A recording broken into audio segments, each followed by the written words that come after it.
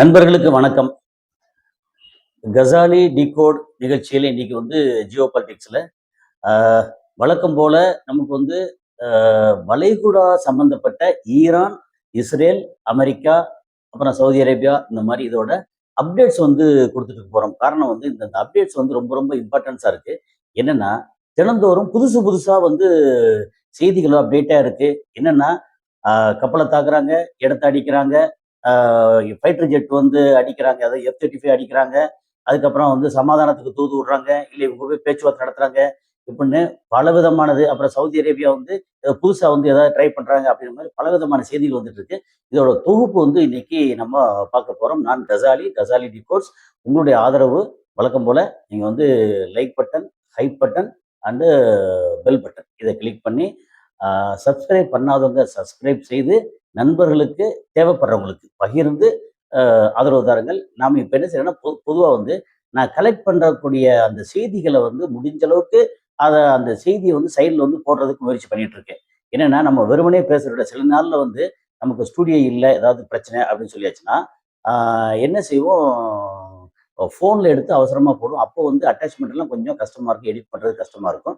மற்றபடி வந்து நமக்கு முடிஞ்ச அளவுக்கு வந்து அதை அட்டாச்மெண்ட் போடும்போது உங்களுக்கு வந்து நான் படித்த, நான் நிறைய தேடின இந்த செய்தியில் உங்களுக்கு கொடுக்குற மாதிரி இருக்கும். சரி, நம்பர் 1 அப்படின்னு எடுத்தாச்சுன்னா இப்போதைக்கு வந்து உங்களுக்கு ஜெனரலாக விஷயங்கள் ஆல்ரெடி உங்களுக்கு ஏற்கனவே தெரிஞ்சுக்கும், நிறையா பார்த்துருப்பீங்க.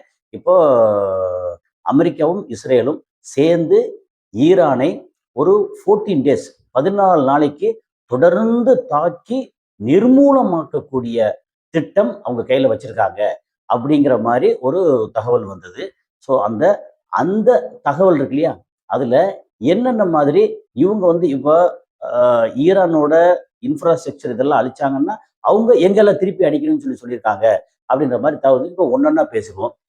நம்பர் 1 வந்து இந்த மாதிரி ஒரு போர் சூழலில் வந்து என்ன நடந்திருக்குன்னா, ஈரான் வந்து VTOL அப்படின்ற ஒரு ட்ரோனை வந்து டெஸ்ட் பண்ணியிருக்காங்க. இது ரொம்ப ரொம்ப ஏற்கனவே ஷாஹித் ட்ரோனு முக்கியமான ட்ரோன் தான். ஷாஹித் 125, 136, 149 கமிகாசி ட்ரோன் அப்படின்னு ஆரம்பிச்சு இப்போ புதுசாக வந்து VTOL ட்ரோன். அப்படின்னா VTOL ட்ரோன்னா என்ன அப்படி சின்ன ஒரு சந்தேகம் வரவங்களுக்காக போகிற போக்கில் வந்து ஈரான் வந்து VTOL ட்ரோன் வந்து டெஸ்ட் பண்ணாங்க அப்படின்னு ஒரு வார்த்தை சொல்லிட்டு போயிடலாம். ஆனால் நமக்கு வந்து நம்மளுடைய நேயர்கள், நம்மளுடைய நண்பர்கள் இவங்களோட புரிதலுக்கு வந்து என்ன செய்யணும்னா, VTOL அப்படின்னா என்ன அப்படின்னு எடுத்தோம்னா, இது வந்து vertical take off and landing drone. So நார்மலாக ட்ரோன் வந்து என்ன செய்யணும்னா இந்த மாதிரி சாட்சி வச்சுருப்பாங்க. அதாவது பெரிய ட்ரெய்லரில் அதை கொண்டு வந்து அதுக்கப்புறம் அதில் வந்து சாட்சி வச்சா ஒன்று இந்த மாதிரி அப்படியே அடிக்க இருக்கும். அப்படி சல்லுன்னு சொல்லி எப்படின்னா ஆங்கிளில் கிளம்பி போகும். ஓகே, ஸோ இந்த நார்மல் இது கிட்டத்தட்ட சின்ன ஃப்ளைட்டு மாதிரி. ஆனால் இந்த VTOL ட்ரோன் வந்து எப்படின்னா கீழே வந்து நமக்கு வந்து நம்ம கேமராவோட ஸ்டாண்டு இருக்குது பார்த்தீங்கன்னா, லைட்டு ஸ்டாண்டு, கேமரா ஸ்டாண்டு அப்படின்ற மாதிரி ஸ்டாண்டு மாதிரி வந்து கீழே வந்து கால் மாதிரி ஸ்டாண்ட் இருக்குது. அது வந்து அப்படியே ஜம்ப் பண்ணி கிளம்பி போய் எங்கே போகணுமோ நேராக போய் அட்டாக் பண்ணுது. அப்போ இதோட வலிமை, இதோட டைரக்ஷன் இதுன்னு சொல்லி எல்லா வகையிலையும் வந்து கொஞ்சம் அட்வான்ஸாக இருக்குது அப்படிங்கிறதான். ஸோ வெர்டிக்கலாக டேக் ஆஃப் ஆகுது. அதுக்கப்புறம் ஏதாவது பொருள் அடிக்கணும்னா அடிக்குது. அதில் போயிட்டு திரும்பி வரணும் அப்படின்னா நேரம் வந்து வெர்டிக்கலாக கீழே இருக்குது. அதாவது ஃப்ளைட்டு அப்படிங்கிறத நம்ம நார்மல் கமிகாசி அண்டு ஷாஹித் ட்ரோன் அப்படின்னு எடுத்துட்டோம்னா, இந்த VTOL ட்ரோனை வந்து ஸ்ட்ரெயிட்டாக வந்து ஹெலிகாப்டருக்கு சாப்பர் இருக்கு இல்லையா, ஹெலிகாப்டர் அதுக்கு யூஸ் பண்ணிக்கலாம். அதுக்கு கம்பேர் பண்ணிக்கலாம். ஹெலிகாப்டர் வந்து நின்ன இடத்துல இருந்து அப்படியே மேலே ஏறும், அப்படியே கீழே இருக்கும். ஃப்ளைட்டு மட்டும் ரன்வேல நேராக போய் காற்று எதிர்த்துன்னு அப்படி மேலே ஏறும். அது மாதிரி ரெண்டுக்குள்ள வித்தியாசம். அதை வந்து சக்ஸஸ்ஃபுல்லாக டெஸ்ட் பண்ணியிருக்காங்க அப்படிங்கிறது தான் இப்போ வந்து ரொம்ப முக்கியமான செய்தி. என்னன்னா எல்லாமே முக்கியம். ஏன்னா என்ன புது புது ஆயுதத்தை வந்து அவங்க டெஸ்ட் பண்ணாலும் அத்தனையும் ஏதோ ஒரு வகையான மனித குலத்தை வந்து அழிக்கிறது தான். ஒன்று கப்பலில் ஆயில் டேங்கரில் வேலை பார்க்குற மனுஷங்களே எல்லா மனுஷங்களும், அவங்க ஈரானியனாக இருக்கட்டும், இஸ்ரேலியனாக இருக்கட்டும், இந்தியனாக இருக்கட்டும், சைனீஸாக இருக்கட்டும், வாட் எவர் ஹூவர், அது எல்லாருமே மனிதர்களை அழிக்கிறதுக்கு புதுசாக எல்லா நாடுகளும் இதை வந்து ஆயுதங்கள்லாம் உற்பத்தி பண்ணிட்டு இருக்காங்க, டெஸ்ட் பண்ணிட்டு இருக்காங்க அப்படிங்கிறதான். இதில் வந்து உலக அளவில் ரொம்ப பெருசாக ஆயுதத்தை விற்றே வயிறு வளர்க்குற நாடு வந்து அமெரிக்கா. அதுக்கப்புறம் வந்து இவங்க இஸ்ரேல். மற்றபடி யூரோப்பியன் கண்ட்ரீஸ்ல எடுத்தீங்கன்னா அவங்க வந்து இந்த மாதிரி சண்டை போடுறதுல கூட எப்படி இந்த பிரான்ஸ் எடுத்தோம்னா, பிரான்ஸோ யூகேயோ இந்த மாதிரி சண்டை போட்டு அது வேற சின்ன சின்ன நாடுகளில் சண்டை போட்டு அதுல தன்னோட ஆயுதங்கள்லாம் சோதிச்சு அதுக்கப்புறம் விற்கிறது இல்லை. அல்லது அவங்க வந்து ரொம்ப பின்னாடி இருந்து வேலையை பார்ப்பாங்க அப்படிங்கிறதான். சரி, இப்போ வந்து நம்ம என்ன சொன்னோம், இந்த மாதிரி 14 நாளைக்கு இஸ்ரேல் அண்ட் அமெரிக்கா ரெண்டும் சேர்ந்து ஈரானுடைய இன்ஃப்ராஸ்ட்ரக்சர், அது எனர்ஜி இன்ஃப்ராஸ்ட்ரக்சர். அது எனர்ஜி இன்ஃப்ராஸ்ட்ரக்சர்னா வந்து என்ன, oil field, oil refinery, oil storage, அப்புறம் பவர் ஸ்டேஷன், அப்புறம் டீசலேஷன் பிளான்ட், அப்புறம் வேற இருக்கக்கூடிய மக்கள் புழங்கக்கூடிய முக்கியமான இடம். இது எல்லாத்தையும் வந்து அடிக்கிறதுக்கு முடிவு பண்ணி இங்க பந்தர் அப்பாஸ் சைட்ல இருந்து இங்க தெற்குல இருந்து வடக்கு வரைக்கும் கம்ப்ளீட்டா அடிக்கிறதுக்கு முடிவு பண்ணி பயங்கரமான திட்டங்கள் அண்ட் பிளானிங் நடந்துகிட்டு இருக்கு. அதுக்கு பதிலாக அதுக்கு நீங்க அப்படி ஒரு ஏவுகணை வந்து ஈரான்ல எங்க இடத்துல அடிச்சிச்சு அப்படின்னா நாங்க பதிலுக்கு எங்கெல்லாம் அடிப்போம் அப்படின்னு சொல்லி அவங்க வந்து ஒரு லிஸ்ட் கொடுத்துருக்காங்க. அந்த லிஸ்ட்டை முடிஞ்ச சைடில் எது போடுறேன் அதோட நான் சொல்லிடுறேன். Number 1 Israel. இஸ்ரேலில் வந்து லேவியாத்தான் கேஸ் ஃபீல்டுன்னு ஒன்று இருக்கு. ஓகே, இஸ்ரேலுக்கான ஒரு ஹார்ட், அது முக்கியமான, அதோட வருமானத்தில் முக்கியமானது. அதுக்கப்புறம் தமர் கேஸ் ஃபீல்டு. இந்த ரெண்டு கேஸ் ஃபீல்டையும் சொல்லி வச்சு தாக்குவோம். என்னன்னா இப்போதான் ஈரான் வந்து அடிக்கிறது ஏதோ ஒரு மாதிரி ஹேப்பஸாடா கொஞ்சம் முன்ன பின்ன நம்ம சொல்றோம். இப்போ வந்து இங்க சென்னையில வந்து தாம்பரத்தை அடிக்கணும், ஆனா வந்து செங்கல்பட்டு போய் அடிக்குது அப்படின்ற மாதிரிலாம் இல்லாம, தாம்பரம்னா தாம்பரத்துல எந்த தெரு எந்த வீடு அது பக்கத்துல அடிக்கணும் அப்படின்னா கூட கரெக்டா. இது ஏன் அந்த தாம்பரம்னா தாம்பரத்துல வந்து இது போற சொல்ல, நம்ம வந்து உதாரணத்துக்கு புரிதலுக்காக சொல்றேன். முன்னாடி எல்லாம் அப்படின்னா தாம்பரத்துல அடிக்கிறேன் செங்கல்பட்டுல போய் அடிக்கும், செங்கல்பட்டுல அடிக்கணும்னா பக்கத்துல வந்து விக்கிரவாண்டில போய் அடிக்கணும் மாதிரி இல்லாம, இங்க வந்து செங்கல்பட்டுனா செங்கல்பட்டுல எந்த இடத்துல எந்த ரோட்ல அப்படின்றது ரொம்ப கரெக்டா.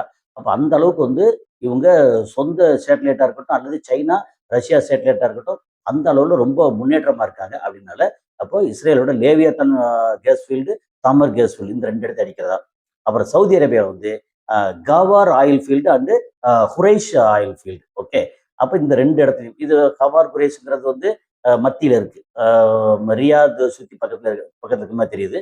அதுக்கப்புறம் பஹ்ரைன் எடுத்துட்டோம்னா பஹ்ரைன் வந்து சித்ரா ரிஃபைனரி, அதாவது பாப்கார்ன் சொல்லி ஒரு ரிஃபைனரி, ப்ளஸ் வந்து மாமூல் ஃபெசிலிட்டி அப்படின்னு ஒரு இருக்கு, மாமூல். அப்போ ஏற்கனவே பஹ்ரைன் வந்து அடிமேல் அடி வாங்கிட்டு இருக்காங்க. இன்னும் இந்த ஃபெசிலிட்டிஸ் பூரா அடிச்சு சோழி முடிச்சிருவோம். லேசா நெஞ்சுக்கும் தொண்டைக்கு இழுத்துக்கிட்டு கிடக்கக்கூடிய அந்த பஹ்ரைனை எதுக்கு விட்டு வைப்பானே, அதையும் சோழி முடிச்சிருவோம் அப்படின்ற மாதிரி பஹ்ரைனுக்கு. குவைத்தில் வந்து வழக்கம் போல அல்சலாம், அந்த இது அல்சலாம் பேஸு, அங்கே இருக்கிற ரிஃபைனரி டோட்டலாக வந்து குவைத் நேஷனல் ஆயில் பெட்ரோல் இது மாதிரி இருக்கு இல்லையா, இந்த மாதிரி முக்கியமான ரிஃபைனரியை குவைத்தில் சொல்லி முடிப்போம். அதுக்கப்புறம் கத்தாரில் ரெண்டு இடம் எப்படின்னா நார்த் ஃபீல்டு, அது கார்டி நார்த்னு சொல்லுவாங்கல்ல அந்த நார்த் ஃபீல்டு, ப்ளஸ் வந்து ராஸ் லஃபான் எல்என்ஜி ஃபெசிலிட்டி இருக்கு இல்லையா, அந்த ராஸ் லஃபான் எல்என்ஜி ஃபெசிலிட்டி இந்த ரெண்டையும். ராஸ் லஃபான் எல்என்ஜி ஃபெசிலிட்டி தான் வந்து கத்தாருக்கு முக்கியமான வந்து என்னது பொருளாதார முக்கியமான இதுவே கேஸ் ஃபீல்டு. உலகத்தின் ரொம்ப முக்கியமான கேஸ் ஃபீல்டு வேற, அதை வந்து டோட்டலாக காலி பண்ணுன்றாங்க. அதுக்கப்புறம் பக்கத்து நமக்கு இருக்கிறதுக்கு யுஏஇ. யுஏஇல வந்து ரெண்டு முக்கியமான இடம். ஏன்னா யுஏஇல வந்து நீங்க அபுதாபி தவிர மற்ற எங்கேயும் பெருசா ஆயில் இல்லை. ஸோ அபுதாபில மேஜர் ஆயில் இருக்கு. அபுதாபில அப்பர் ஜாக்கும் ஆயில் ஃபீல்டு அப்படின்னு ஒரு ஒரு இடம். அப்பர் ஜாக்கும், லோயர் ஜாக்கும், அப்பர் ஜாக்கும் அப்படிங்கிறது. இன்னொன்று இப்போ இது அடிக்க போறது வந்து அடிக்கிற சொல்றது வந்து அப்பர் ஜாக்கும் ஆயில் ஃபீல்டு. அதுக்கப்புறம் ருவைஸ் ரிஃபைனரி. ஸோ ஒன்று ஆயில் ஃபீல்டு, என்ன ஆயில் எக்ஸ்ப்ளோர் பண்ணக்கூடிய இடம். இன்னொன்று வந்து ரிஃபைனரி, அந்த எக்ஸ்ப்ளோர் பண்ணி ஆயில் வந்து பூமிக்கு அடியிலேருந்து கடலுக்கு கீழே இருந்து எடுத்து அந்த ஆயில் ஃபீல்டை அதை ரிஃபைன் பண்ணக்கூடிய ரிஃபைனரி. இந்த ரெட்டையும் வந்து அடிப்போன்னு மொத்தத்துக்கு வந்து இத்தனை இடத்தையும் சொல்லியிருக்காங்க. அதுக்கப்புறம் இங்கே வந்து தஸ்னிம் சொல்லி ஈரான்ல ஒரு இது இருக்கு, ஒரு ஏஜென்சி, நியூஸ் ஏஜென்சி. அவங்க கொடுத்துருக்காங்க, வந்து வீடியோலாம் கொடுத்துருக்காங்க. அதெல்லாம் பார்த்தா பங்கர் பஸ்டரை வந்து பொதுமக்கள் இருக்கக்கூடிய ரெசிடென்ஸ் ஏரியால அமெரிக்கா வந்து போட்டிருக்காங்க. அதாவது நீங்க பங்கர் பஸ்டர்ங்கிறத போடு, இதெல்லாம் என்ன சொல்றது, நீ வந்து இது தயாரிச்சதே இந்த மாதிரி அடிக்கிறதுக்காக தான். ஆனா பொதுமக்கள் இருக்கிற இடத்துல திரும்ப திரும்ப போடுறது வந்து உன்னோட வலிமை, நீ யாரு என்ன, உன்னையெல்லாம் வந்து ஒரு மனுஷ பைய இல்ல வந்து ஒரு வீரன் சொல்லி ஒத்துக்க முடியுமா? நீ வந்து வீரனா இருந்தா இன்னொரு வீரன் இடத்துல போய் அடி. பொதுமக்கள் வர இடத்துல எதுக்கு அடிக்கிற அப்படிங்கிறது. அப்போ இங்க பக்கத்து சுத்தி இருக்கக்கூடிய எல்லா நாடுகள்லயும் ஈரான் நினைச்சானா பொதுமக்கள் அடிக்க நினைச்சானா என்ன ஆகும் அப்படிங்கிறது இவங்களுக்கு புரியலை. என்னன்னா அடிச்சா நாங்க அமெரிக்கால அங்க இருக்கோம் அப்படின்றாங்க. அப்போ அமெரிக்காக்குள்ள வந்து பொதுமக்கள் அடிச்சா என்ன செய்வ? இல்ல இஸ்ரேல் இருக்கக்கூடிய பொதுமக்களை பூரா அடிச்சா உனக்கு வந்து வலிக்கும்ல. அப்போ அந்த இடத்துக்கு கொண்டு வந்து விட்டுறாத அப்படிங்கிறத பொதுமக்கள் அடிச்ச இடத்துல இருந்து ரெண்டு சும்மா ஷார்ட்ஸ் மட்டும், அதாவது வீடியோ இல்லை, பிக்சர் மட்டும் போடுறோம் பார்த்துக்கங்க. அதுக்கப்புறம் வந்து நம்ம வீரன் நெத்தன்யாகு, அதாவது கிரிமினல் அதிபர் சொல்லுவோம் இல்லையா, அந்த ஆள் வந்து அங்கே அமெரிக்காவுக்கு போயிட்டு அதுக்கப்புறம் நியூயார்க் வந்து நான் வந்து போவேன்னு சொல்ல, நீ வந்தா நான் அரெஸ்ட் பண்ணுவேன் அப்படின்னு சொல்லி அங்க இருக்கிற மேயர் ஜஹரான் மம்தானி வந்து அவரு சொல்ல, கடைசியில பார்த்தா நியூயார்க் வந்து போகாமலே வந்துட்டாரு. அப்ப சொல்லுவாங்கல்ல, அந்த பயம் இருக்கட்டும். உன்னைய வந்து அரெஸ்ட் பண்றதுக்கு ஒருத்தன் அங்க இருக்கான்டா. அமெரிக்காலே ஒருத்தன் இருக்கான்டா. அந்த பயம் இருக்கட்டும் அப்படின்ற மாரி, அப்புறம் வந்து விசிட்ட வந்து நான் பின்னாடி போவேன்னு சொல்லுவாய்ங்க. ஆனாலும் ஜ ம இது இந்த ஜஹரான் மம்தானிக்கு வந்து குழி பறிப்பாய்ங்க. ஆனா இப்போதைக்கு பார்த்தா டெய்லி வந்து பயங்கரமா இவரோட ரேட்டிங் வந்து ஏறிட்டே இருக்கு. ஒரு 2028ல இப்ப 24 கடைசியில எலக்ஷன் முடிஞ்சு 2028 கடைசி எலக்ஷன் வந்துரும். அப்ப 2028ல வந்து போற போக்குல பார்த்தா அடுத்த அதிபரா வந்து ஜஹரான் மம்தானி வந்தாலும் ஆச்சரியப்படுறதுக்கு இல்ல. அப்படின்ற அளவுக்கு தான் இருக்கு அவருடைய செயல்பாடு. அது வந்து பார்த்தா அங்க வந்து 30% வந்து ஃபுட் அங்க நியூயார்க்ல ஆ ஃபுட் ஐட்டத்தோட பிரைஸ் வந்து கம்மி பண்ணதா இருக்கட்டும். அதுக்கப்புறம் வந்து அங்க பொதுமக்கள கூட்டு போயி எந்தெந்த இடத்துல வந்து லோ காஸ்ட் வீடுகள்லாம் கட்டப் போறேன்னு சொல்றதா இருக்கட்டும். அது போக வந்து டெலிவரி பாய்ஸ் இருக்காங்க இல்லையா? அவருக்கு வந்து ஒரு முக்கியமான விஷயம் பண்ணியிருக்கிறாரு. ஒரு அருமையான ஒரு விஷயம். என்னன்னா, டெலிவரி பாய்ஸ்க்கு குடுக்குற டிப்ஸ் இருக்கு இல்லையா? அத வந்து அவங்களுக்கே செய்ற மாரி ஒரு நல்ல விஷயம் பண்ணியிருக்கிறாரு.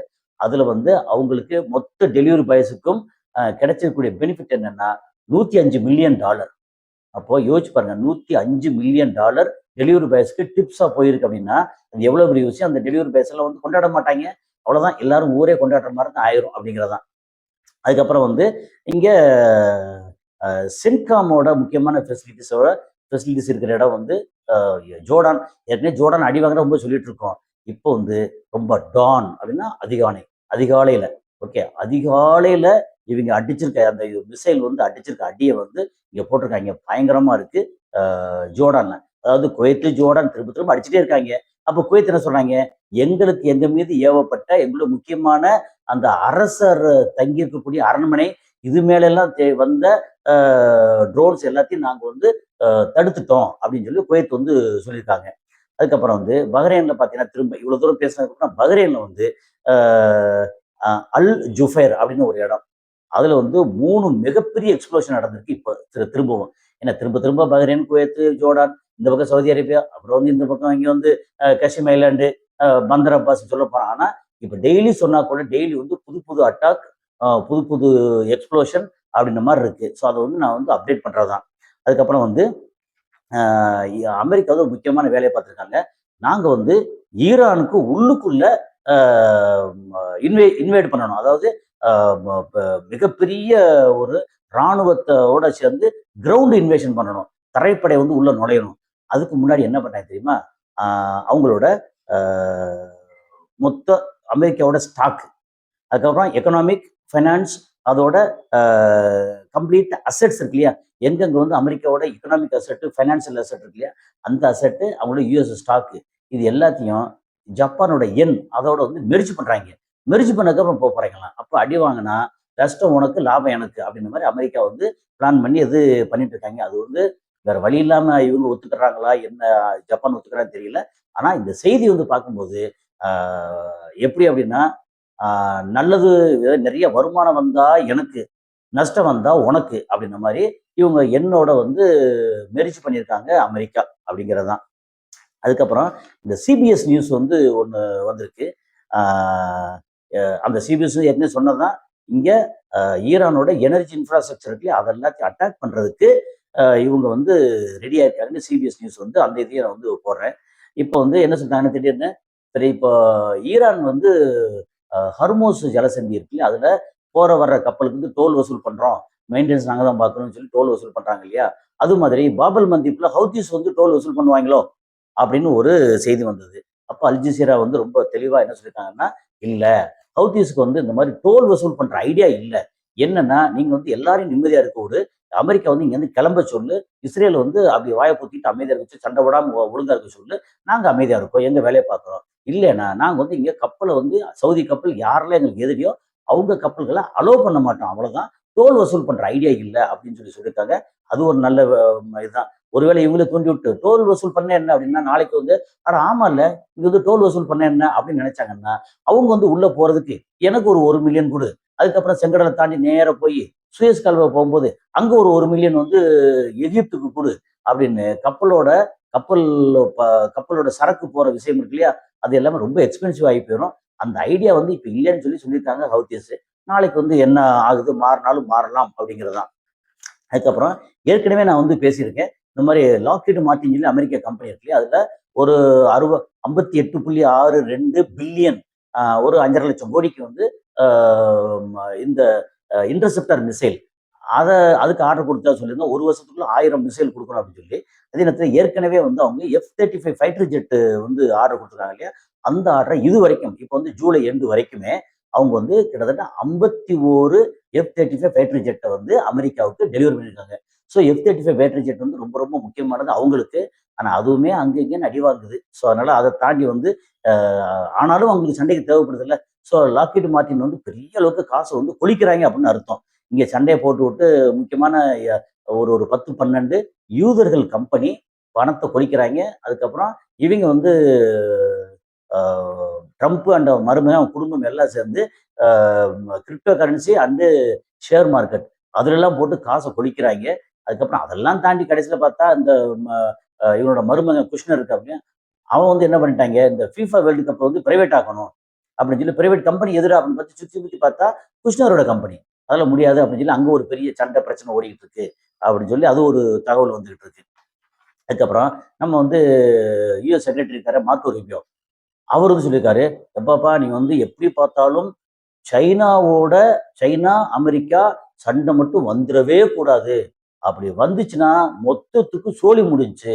ஆமா 2 பேருக்குமே கேட்டாஸ்ட்ராஃபிக் இப்ப இதாயிரும். மொத்த உலகத்துக்குமே பிரச்சனை வந்துரும். அதனால சைனாவோட கொஞ்சம் பார்த்து இருங்கப்பா. சைனா நீங்களும் வந்து எங்களோட கொஞ்சம் பார்த்து இருங்க." அப்படின்னு ரொம்ப அழுத்தம் திருத்தமா சொல்லியிருக்கிறாரு மார்க்கோ ரூபியோ. அதுக்கப்புறம் வந்து அ சைனா என்ன பண்ணாங்கன்னா, அமெரிக்காவோட நீங்க ஏதாவது இப்படிலாம் பண்றீங்க அப்படின்னா, நாங்க வந்து என்ன பண்ணுவோம்? அப்படிங்கிற விஷயத்த சொல்றாய்ங்க. அமெரிக்காவோட ஒரு வருஷத்துக்கான டிஃபென்ஸ் புரொடக்ஷன் இருக்கு பார்த்தீங்களா? பட்ஜெட் வேற.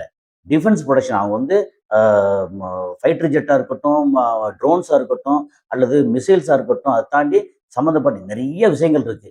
அத்தனைக்கும் வந்து அதோட புரொடக்ஷன் எவ்வளோ அப்படின்னா, 1.5 டிரில்லியன் கிட்டத்தட்ட 150,00,000 கோடி நம்ம ரூவாய்க்கு. ஸோ அவ்வளோ இது.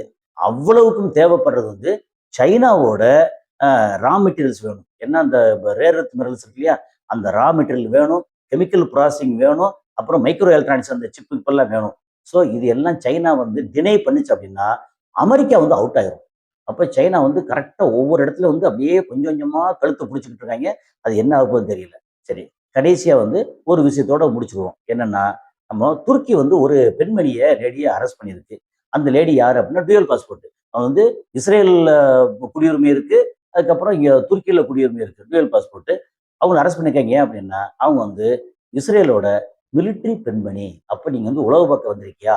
அப்படின்னு சொல்லி அவங்கள அரெஸ்ட் பண்ணி, விசாரணை பண்ணி முடிச்சுட்டு, கடைசியில வந்து "நீ இங்க வராதம்மா, நீ அங்கேயே போ" அப்படின்னு டிபோர்ட் பண்ணி விட்டாங்க இஸ்ரேலுக்கு. ஸோ இது வந்து இன்னைக்கான இந்த ஜியோ பொலிட்டிக்ஸ்ல முக்கியமான செய்திகள். ஸோ இப்போதைக்கு வந்து சண்டை இன்னும் ஆரம்பிக்கல. ஆரம்பிக்கக்கூடாது. அப்படி தப்பி தவறி சண்டை ஆரம்பிச்சுச்சுன்னா, எல்லாருக்குமே கஷ்டம். இவங்களும் வந்து எல்லா ஃபெசிலிட்டீஸா மாத்தி மாத்தி அடிச்சுட்டாங்கன்னா, நமக்கு பெட்ரோல் கிட்ரோல் எதுவுமே இல்லாம போயிரும். இப்ப இடையில பின்னூட்டத்துல ஒருத்தர் சொன்னாரு வந்து, "உங்களுக்கு இந்த மாரி உலகப் போர் வரைக்கும் வரணுமா? சண்டை நடக்கணும் ஆசையா உங்களுக்கு உங்கள மாரி பத்திரிக்கையாளர்களுக்கு ஆசையா?" அப்படின்னு கேட்கிறாரு. யோவ்! எங்களுக்கு என்னய்யா ஆசை? அங்க சண்டை நடந்தா நமக்கு வந்து வயிறு காயுமே! அது ஆசையெல்லாம் இல்ல. அங்க இருக்கிற செய்திகள வந்து கரெக்ட்டா சொல்லிட்டு இருக்கோம் அப்படின்னு சொல்லி, அந்த சம்மந்தப்பட்ட நபருக்கு புரியிற மாரி இத சொல்லிக்கிறேன். ஸோ அடுத்த காணொளியில சந்திப்போம். நன்றி.